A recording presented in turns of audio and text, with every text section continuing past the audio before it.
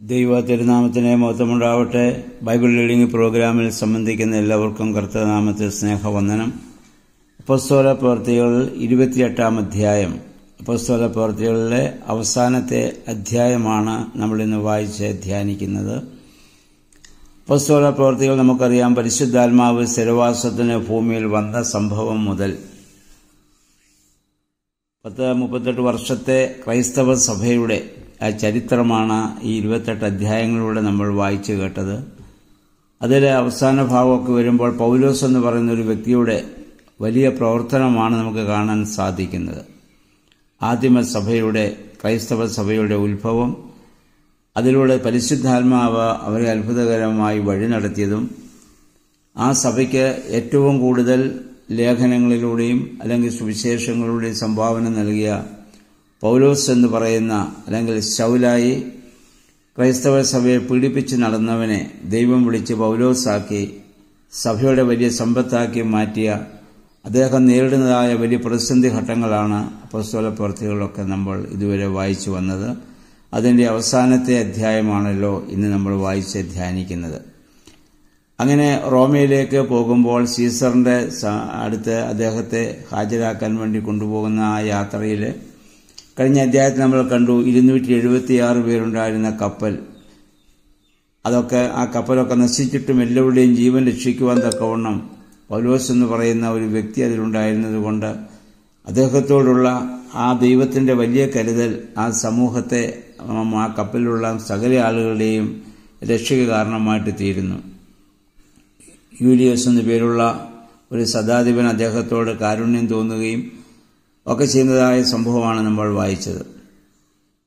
28-ാം അധ്യായത്തിൽ അവരെ ചെന്നെത്തിയതായ സ്ഥലം മിലീത്തി ദ്വീപ് എന്ന് പറയുന്നു. അത് ഇപ്പോഴത്തെ മാൾട്ട എന്ന് പറയുന്നതായ സ്ഥലമാണ്. മറ്റ് ചില ട്രാൻസ്ലേഷൻ നമുക്ക് അങ്ങനെയും കാണാൻ സാധിക്കുന്നുണ്ട്. അവിടെ ഉണ്ടായിരുന്ന ആളുകളെക്കുറിച്ച് ബർബരന്മാർ അല്ലെങ്കിൽ അജ്ഞാനികൾ എന്ന് ആണ് അവിടെ പറയുക. അന്നത്തെ റോമയിൽ താമസിക്കുന്ന ആളുകളും ഗ്രീക്കിൽ താമസിക്കുന്ന ആളുകളും കൂടെ ജ്ഞാനവും അറിവുള്ളവരായിരുന്നു. അവർ മറ്റുള്ളവരെല്ലാം അജ്ഞാനികളായിട്ടാണ് അവർ കണ്ടിരുന്നത്. പൗനെ ഈ കപ്പൽ ഛേദത്തിൽ നിന്ന് രക്ഷപ്പെട്ട് പുറത്തിറങ്ങിയവർ അന്ന് ആ സമയത്തെ ആ ശക്തമായ തണുപ്പിൽ നിന്ന് രക്ഷപ്പെടാൻ വേണ്ടി തീ കാഞ്ഞുകൊണ്ടിരിക്കുമ്പോൾ പൗലോസ്ലീഹായും ചില ചുള്ളിക്കമ്പുകൾ പെറുക്കി ആ തീയിലിടുമ്പോൾ ഒരണലി അദ്ദേഹത്തിന്റെ കയ്യിൽ ചുറ്റി.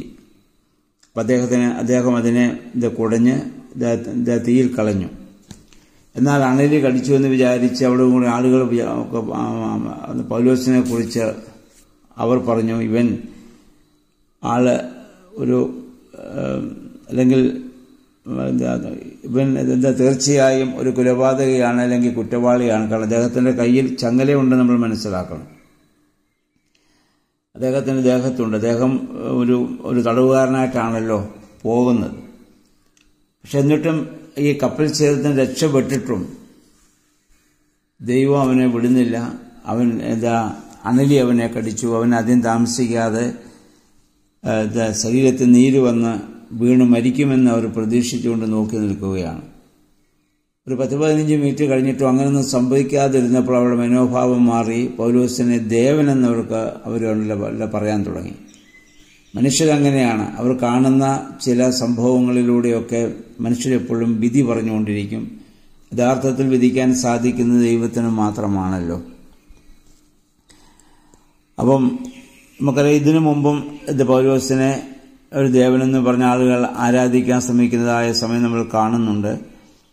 അപ്പം സ്വാഭാവികമായിട്ടും സാധാരണ ജനത്തിന് അങ്ങനെ മാത്രമേ ഒരു മനുഷ്യനെ വിലയിരുത്താനും വിധിക്കാനും സാധിക്കുകയുള്ളൂ. അതുകൊണ്ടാണ് മത്തായിയുടെ സുവിശേഷം വായിച്ചപ്പോൾ നമ്മൾ പഠിച്ചല്ലോ, യേശു പറഞ്ഞു, നിങ്ങൾ ആരെയും വിധിക്കരുത്. ഒരു മനുഷ്യനെ വിധിക്കുവാൻ നമുക്ക് സാധിക്കുകയില്ല. ഹൃദയങ്ങളെയും അന്തരേന്ദ്രിയങ്ങളെയും കാണുന്ന ദൈവത്തിന് മാത്രമേ യഥാർത്ഥമായ വിധി നടത്തുവാൻ സാധിക്കുകയുള്ളൂ. അങ്ങനെ അവർ അവിടെ നിന്ന്, നമുക്കറിയാം, ആ പട്ടണത്തിലെ അതിന്റെ നഗരാധിപനായിരുന്ന പുബ്ലിയോസ് എന്ന് പറയുന്ന ഒരു മനുഷ്യനും ഇവരോട് ഇത് തോന്നുകയും അദ്ദേഹം ഇവർക്ക് വേണ്ടതായ സഹായങ്ങളൊക്കെ ചെയ്തു കൊടുക്കുകയും ചെയ്യുന്നുണ്ട്. അപ്പോൾ ഇവിടെ ഇഷ്ടമുള്ള സ്ഥലത്ത് താമസിക്കുവാൻ ഈ യൂലിയസ് എന്ന് പറഞ്ഞ ശതാധിപൻ പൗലോസ്ലീഹായെ അവിടെ അനുവദിക്കുന്നുണ്ട്. കാരണം അദ്ദേഹത്തിന് കപ്പലിലുണ്ടായിരുന്ന അനുഭവങ്ങളൊക്കെ അല്ലെ പൗലോസ്ലിഹയുടെ വാക്കുകളൊക്കെ അദ്ദേഹത്തെ ശരിക്കും സ്പർശിച്ചതുകൊണ്ടാണ്. അപ്പം അദ്ദേഹത്തിൻ്റെ ഭവനത്തിൽ ചെന്നപ്പോൾ അദ്ദേഹത്തിൻ്റെ പിതാവിന് രോഗബാധിതനായിരുന്ന അദ്ദേഹത്തെ പൗലോസ്ലിഹ പ്രാർത്ഥനയുടെ ശക്തിയാൽ ആ രോഗസൗഖ്യം നൽകുകയുണ്ടായി. അത് അങ്ങനെ ധാരാളം ആളുകൾ അതിൽ കൂടെ വിശ്വസിക്കുവാൻ കാരണമായിട്ട് തീരുന്നതായി കാണുന്നു.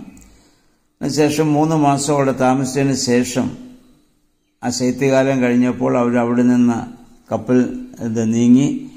ആ കപ്പലിനെ കുറിച്ച് പറയുന്നു, ആ ദ്വീപിൽ ശൈത്യകാലത്ത് നങ്കൂരമടിച്ചിരുന്നതും ദിയോസ് കൂറായിയുടെ ചിഹ്നം അഥവാ അശ്വിനി ചിഹ്നമുണ്ടായിരുന്നതായ ഒരു അലക്സാണ്ട്രിയൻ കപ്പലിൽ അവർ കയറിയെന്നാണ്.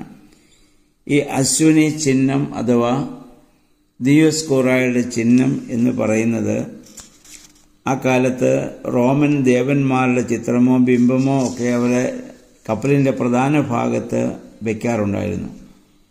നാവികരെ സംരക്ഷിക്കുന്ന സഹോദരന്മാരായ 2 ദേവന്മാരുണ്ടെന്നും അവർ വിശ്വസിച്ചിരുന്നു. അവരെ ഉദ്ദേശിച്ചു വെച്ചിരുന്ന ആ ചിഹ്നത്തിനാണ് അശ്വിനി ചിഹ്നം അഥവാ ദിയോസ് കൂറോയുടെ ചിഹ്നം എന്ന് പറയുന്നത്. അവരവിടെ നിന്ന് ഇറ്റലിയിലെ പൂത്തിയാലോസ് എന്ന് പറയുന്ന പട്ടണത്ത്, ഇത് ആണല്ലോ റോമിലെ ആണല്ലോ ഈ ഇറ്റലി എന്ന് പറയുന്നത്, അവിടെയാണ് അവർ ഇത് ചെന്നെത്തുന്നത്. ഈ പൂത്തിയാലോസ് എന്ന് പറയുന്ന പട്ടണം റോമിലെയും ഒക്കെ ഒരു പ്രധാനപ്പെട്ട ഒരു തുറമുഖമാണ്. കപ്പലുകൾ വന്ന് ചരക്കുകളൊക്കെ ഇറക്കുന്നതായ ഒരു സ്ഥലമാണ്. അവിടെ വന്നപ്പോൾ റോമിലുള്ളതായിരുന്നതായ ധാരാളം ആളുകൾ പൗലോസിനെ കാണുവാൻ വന്നു. നമ്മൾ നേരത്തെ പറഞ്ഞല്ലോ, പൗലോസ് ചെല്ലുന്നതിന് മുൻപ് തന്നെ റോമിൽ ക്രിസ്ത്യാനികളുണ്ടായിരുന്നു. അവരൊക്കെ പൗലോസ് വരുന്നുവെന്ന് അറിഞ്ഞുകൊണ്ട് പൗലോസിനെ കാണുവാൻ വേണ്ടി അവിടെ എത്തുന്നു. അവിടെ ഈ പടയാളികളുടെ കാവലിലാണെങ്കിലും പൗലോസ്ലീഹായ്ക്ക് സഞ്ചാര സ്വാതന്ത്ര്യം അവർ നൽകി. ഇഷ്ടമുള്ള ആളുകളുടെ അവിടെ പോയി താമസിക്കാനുള്ള സ്വാതന്ത്ര്യമൊക്കെ അവർക്ക് ഈ ശതാധിപൻ മുഖാന്തരം പൗലോസ്ലീഹായ്ക്ക് അവിടെ ലഭ്യമാകുന്നുണ്ട്. ദൈവത്തിൻ്റെ വലിയ നടത്തിപ്പ് നമുക്കവിടെ കാണാൻ സാധിക്കുന്നു. അപ്പം അവിടെ വെച്ച് 17 മുതൽ 28 വരെയുള്ള ഭാഗങ്ങളിൽ റോമിലെ യഹൂദന്മാരോട് പൗലോസ്ലീഹ താൻ ബന്ധിതനായി വരുവാനുള്ള കാരണത്തെക്കുറിച്ചും അതിൻ്റെ പശ്ചാത്തലത്തെക്കുറിച്ചൊക്കെ പറയും നമുക്ക് കാണാൻ സാധിക്കും. പൗലോസിൽ നിന്ന് അവർക്ക് കേൾക്കണമെന്നുള്ള അവരുടെ വലിയ ആഗ്രഹപ്രകാരം തൻ്റെ വാസസ്ഥലത്ത് വന്നുകൂടിയവരോട് പ്രഭാതം മുതൽ സന്ധ്യ വരെ മോശയും പ്രവാചകരും ഒക്കെ പറഞ്ഞിട്ടുള്ളവയിൽ നിന്നും യേശുവാണ് മെസ്സിഹ എന്ന് പൗലോസ്ലീഹ അവരെ അവിടെ പ്രബോധിപ്പിക്കുന്നു. ചില ആളുകൾ അത് വിശ്വസിക്കുന്നു, ചില ആളുകൾ അതിനോട് പ്രതികൂലിക്കുന്നു. അവിടെ പൗലോസ്ലീഹ യേശയ്യാ പ്രവാചകന്റെ വാക്കുകൾ ഉദ്ധരിച്ച് പറയുന്നു, കണ്ടാലും കാണാത്തതുപോലെ കേട്ടാലും കേൾക്കാത്തതുപോലെ മന്ദീഭവിച്ചിരിക്കുന്നതായ ഹൃദയത്തെക്കുറിച്ച് യേശയ്യാ പ്രവാചകൻ മുഖാന്തരം പറഞ്ഞ് പൗലോസ്ലീഹ അവിടെ ഉദ്ധരിച്ച് പറയുന്നത് നമുക്ക് കാണാൻ സാധിക്കുന്നു. ഇതിനുശേഷം അദ്ദേഹം ഒരു വീട് വാടകയ്ക്കെടുത്ത് 2 വർഷത്തോളം അവിടെ താമസിക്കാൻ കാരണമായിട്ട് തീർന്നു. അവിടെ ദൈവരാജ്യത്തെ പറ്റിയും നമ്മുടെ കർത്താവായ യേശുമിശിഹായെക്കുറിച്ചൊക്കെ അദ്ദേഹം പ്രബോധിപ്പിച്ചുകൊണ്ടിരുന്നു. അങ്ങനെ ആ പൗലോസ്ലീഹ അതിനുശേഷം അദ്ദേഹത്തെ സീസറിന്റെ അടുക്കൽ ഇത് വിസ്തരിച്ചുവോ, അദ്ദേഹം അവിടെ നിന്ന് എങ്ങനെ പിന്നീട് എന്താ സംഭവിച്ചെന്നുള്ളതിനെക്കുറിച്ചൊരു വിവരം നമുക്കിവിടെ കാണുന്നില്ല. അവിടം വരെയുള്ള കാര്യങ്ങളാണ് ഇപ്പം ഒരു ചരിത്രപരമായി നമുക്ക് മനസ്സിലാക്കുവാൻ സാധിക്കുന്നത്. എന്നാൽ പിന്നീട് സഭാ ചരിത്രത്തിൽ നമ്മൾ വായിക്കുന്നത്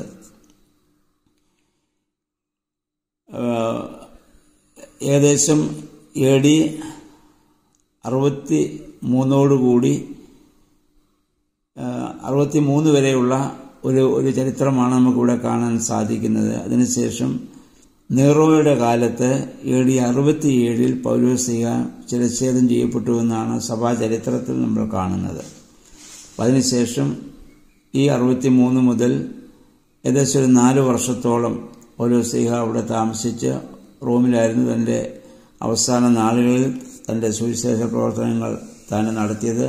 അതിനുശേഷം നീറോ ചക്രവർത്തിയുടെ ഭരണകാലം വന്നപ്പോൾ അദ്ദേഹം ഈ പൗലോസ്ലീഹായെ വധിക്കുന്നതായി പിന്നീട് സഭാചരിത്രത്തിലാണ് നമുക്ക് കാണാൻ സാധിക്കുന്നത്. അപ്പം ആ പൗലോസിക അവിടെ ഇരുന്ന സമയത്താണ് ലേഖനങ്ങൾ കൂടുതൽ എഴുതിയത്. അവിടെ താമസിക്കുന്നതായ കാലത്ത് എഴുതിയ ലേഖനങ്ങളാണ് ഫിലേമോൻ, എഫേസ്യർ, കൊലോസ്യർ, ഫിലിപ്പിക്കുള്ള അല്ലെങ്കിൽ ഫിലിപ്പിയ ലേഖനം. അവിടെ വെച്ചാണ് എബ്രായ ലേഖനവും എഴുതിയതെന്ന് വേദപണ്ഡിതന്മാർ വിശ്വസിക്കുന്നു. AD 67 അതിനുശേഷം അദ്ദേഹം അവിടെ വെച്ച് ചിരച്ഛേദം ചെയ്യപ്പെടുകയാണ് ചെയ്തത്. സഭാചരിത്രത്തിൽ പൗലോസ്ലീഹ അദ്ദേഹത്തിന്റെ പ്രവർത്തനകാലത്ത് വാഴിച്ച എപ്പിസ്കോപ്പന്മാരെ കുറിച്ച് സഭാചരിത്രത്തിൽ പറയുന്നുണ്ട്. അതായത് അതിൽ പ്രധാനികളായിരുന്നു: 1 തീമോത്തിയോസ്, 2 തീത്തോസ്, അങ്ങനെ അല്ലെങ്കിൽ ദിവന്യാസോസ് എന്ന് പറയുന്ന ചില എപ്പിസ്കോപ്പന്മാരെയൊക്കെ അദ്ദേഹം ജീവിച്ചിരുന്നതായ കാലത്ത് ചെന്നതായ ഓരോ സ്ഥലങ്ങളിൽ അദ്ദേഹം എപ്പിസ്കോപ്പന്മാരായിട്ട് അല്ലെങ്കിൽ കൈവയ്പ് നൽകിയതായി സഭാചരിത്രത്തിൽ നമുക്ക് കാണാനായിട്ട് നമുക്ക് സാധിക്കുന്നുണ്ട്. നമുക്കറിയാം, അദ്ദേഹത്തെക്കുറിച്ച് നമ്മൾ പഠിക്കുമ്പോൾ 28-ാം വയസ്സിൽ ഒരു സന്നദ്ധി സംഘമായി തീർന്ന അദ്ദേഹം കർത്താവിന്റെ ആ വലിയ വിളി ലഭിച്ചതിന് ശേഷം ഏകദേശം 31 വർഷം അദ്ദേഹം പിന്നീട് ജീവിച്ചിരുന്നു.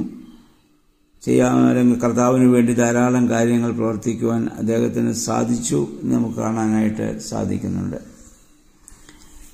ഏകദേശം 14 ലേഖനങ്ങൾ പൗലോസ്ലീഹ മുഖാന്തരം ക്രൈസ്തവ സഭയ്ക്ക് ലഭിക്കാൻ കാരണമായിട്ട് തീർന്നു. അദ്ദേഹം ജീവിച്ചിരുന്നപ്പോൾ അല്ലെങ്കിൽ അതിനു മുൻപ് യേശുവിനെ നേരിൽ മുഖാമുഖം അദ്ദേഹം കണ്ടിട്ടില്ലെങ്കിലും അദ്ദേഹത്തിന് 3 പ്രാവശ്യം ആ കർത്താവിനെ വലിയ ദർശനങ്ങളിലൂടെ കാണുവാനുള്ള മഹാഭാഗ്യം ലഭിച്ചതായി അദ്ദേഹം തന്നെ ഈ സുവിശേഷം പല പ്രാവശ്യമായിട്ട് പ്രസ്താവിച്ച് നമ്മളിതിനു മുമ്പ് നമ്മൾ കണ്ടതാണ്.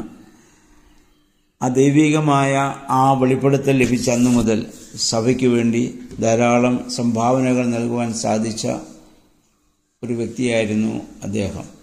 ഇതാണ് ദൈവികമായ പ്രവർത്തനം. ദൈവം ഒരാളെ വിളിച്ചാൽ അല്ലെങ്കിൽ ഒരാളെ തിരഞ്ഞെടുത്താൽ ആ ആളിലൂടെ എന്തെല്ലാം ദൈവത്തിന് ചെയ്യാൻ സാധിക്കും എന്ന് ഈ വിശുദ്ധ പൗലോസിന്റെ ജീവിതത്തോട് നമുക്ക് മനസ്സിലാക്കാൻ സാധിക്കുന്നുണ്ട്. അപ്പോൾ അപ്പോസ്തല പ്രവൃത്തികൾ ഇവിടെ സമാപിക്കുകയാണ്. ഇതാരംഭിച്ചപ്പോൾ മുതൽ കഴിഞ്ഞ 28 ദിവസം നമ്മൾ അപ്പോസ്തല പ്രവൃത്തികളുമായി അതിൻ്റെ ഓരോ അധ്യായങ്ങൾ വായിച്ച് ധ്യാനിക്കുകയായിരുന്നു. അതിൽ സഹകരിച്ച എല്ലാവരെയും സർവശക്തനായ ദൈവം അനവരതമായി അനുഗ്രഹിക്കട്ടെ. പൗലോസ്ലീഹായുടെ ജീവിതവും പ്രവർത്തനവും നമുക്ക് നമ്മുടെ ജീവിതത്തിൽ ഒരല്പമെങ്കിലും വെളിച്ചം പകരുവാൻ കാരണമായിട്ട് തീരട്ടെ. പൗലോസ്ലീഹായെ വഴി നടത്തിയതായ ആ പരിശുദ്ധാത്മാവ് നമ്മളെയും ഭൂമിയിൽ വഴി നടത്തുവാൻ ഇടയാക്കണമേ എന്ന് നമുക്ക് പ്രാർത്ഥിക്കാം. ജീവിതത്തിൻ്റെ ഏത് പ്രതിസന്ധി ഘട്ടങ്ങളെ തരണം ചെയ്യേണ്ടി വന്നാലും ഭയപ്പെടാതെ പൗലോസിനെ പോലെ കർത്താവിനു വേണ്ടി അതിനെയൊക്കെ അതിജീവിപ്പാൻ ദൈവമേ, പരിശുദ്ധാത്മാവെ ശക്തീകരിക്കണമേ എന്ന് നമുക്ക് പ്രാർത്ഥിക്കാം. ഇതിൽ സഹകരിക്കുന്ന എല്ലാവർക്കും നല്ല ഒരു ശുഭദിനം ആശംസിക്കുന്നു. നാളെ മുതൽ നമ്മൾ റോമാലേഖനത്തിലേക്ക് നമ്മൾ പ്രവേശിക്കുകയാണ്. പൗലോസ്ലീഹ റോമയിലുള്ള ആളുകൾക്ക് വേണ്ടി എഴുതിയതായ ലേഖനമാണത്. ആ റോമാലേഖനത്തിൻ്റെ പ്രത്യേകത ഇതുവരെ വായിച്ചതുപോലെ അത് ചരിത്രപരമായ കാര്യങ്ങളല്ല, അത് ദൈവശാസ്ത്രപരമായ ചിന്തകളാണ് അതിൽ കൂടുതൽ ഉൾക്കൊള്ളുന്നത്. അത് നമുക്കിതുപോലെ പെട്ടെന്ന് മനസ്സിലാക്കാൻ സാധിക്കുന്നതുമല്ല. പിന്നെ അതുകൊണ്ട് നമുക്കത് എല്ലാവരും അതിനുവേണ്ടിയുള്ള ഒരുങ്ങുക. 2 പ്രാവശ്യമെങ്കിലുമൊക്കെ ആ 1-ാം അധ്യായം ഒന്ന് വായിക്കുക. ദൈവശാസ്ത്രപരമായ വലിയ ചിന്തകളാണ് റോമാലേഖനത്തിൽ കൊടുത്തിരിക്കുന്നത്. എഫേസ്യ ലേഖനവും അപ്രകാരമുള്ള ഒരു ലേഖനമാണ്. മറ്റ് ലേഖനങ്ങളിൽ നിന്ന് വളരെ വ്യത്യസ്തമാണത്. ഇപ്പോൾ റോമിലുള്ള ആളുകൾ വലിയ ജ്ഞാനികളും പണ്ഡിതന്മാരുമായിരുന്നതുകൊണ്ട് അവർക്ക് അത് മനസ്സിലാക്കാൻ സാധിക്കും. അതുകൊണ്ടാണ് അദ്ദേഹം ഓരോ പ്രദേശത്തെ ആളുകളുടെ അവരുടെ ആ വിദ്യാഭ്യാസപരവും അല്ലെങ്കിൽ അവരുടെ കാര്യങ്ങൾ മനസ്സിലാക്കിക്കൊണ്ടാണ് ലേഖനം എഴുതുന്നത് നമുക്ക് മനസ്സിലാക്കാൻ സാധിക്കും. ദൈവം എല്ലാവരെയും അത് വായിക്കുവാൻ സഹായിക്കട്ടെ എന്ന പ്രാർത്ഥനയോടെ എല്ലാവർക്കും നല്ല ഒരു ശുഭദിനം ആശംസിച്ചുകൊണ്ട് നിർത്തുന്നു. ദൈവനാമം മാത്രം മഹത്വപ്പെടുവാൻ ഇടയാവട്ടെ.